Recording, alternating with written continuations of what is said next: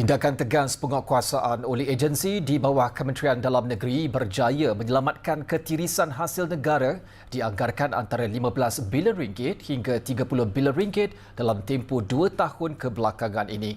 Datuk Seri Anwar Ibrahim berkata kejayaan itu hasil pemantauan ketat serta operasi berterusan di pintu masuk utama negara termasuk sempadan darat, pelabuhan dan lapangan terbang. Menurut Datuk Seri Anwar, angka tersebut membuktikan pembocoran hasil negara yang berlaku secara sistematik sebelum ini berjaya dibendung secara lebih serius dan berkesan. Elak ketirisan, baik di sempadan atau di lapangan terbang atau di pelabuhan. Kalau kita dah kumpul keseluruhannya untuk 2 tahun 15.5 bilion ringgit, itu tentulah saya sebagai seorang manusia, anggota keluarga, harus tabik juga kepada rakan-rakan termasuk di PDRM dan badan-badan penguatkuasaan.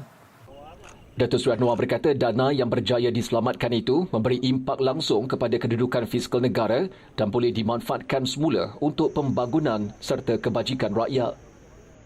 Jangan kita nafikan itu dan menyatakan ini saja masalah masih ada. Ada masalahnya. Tapi bayangkan puluhan tahun ketirisannya itu. Kalau kumpul 10 bilion dalam 2 tahun, maknanya dah ratusan bilion. Sambil memuji prestasi KDN yang menyumbang kepada kedudukan Malaysia sebagai antara negara paling aman, beliau mengingatkan jentera penguatkuasaan supaya tidak leka, khususnya dalam menangani isu integriti dan rasuah.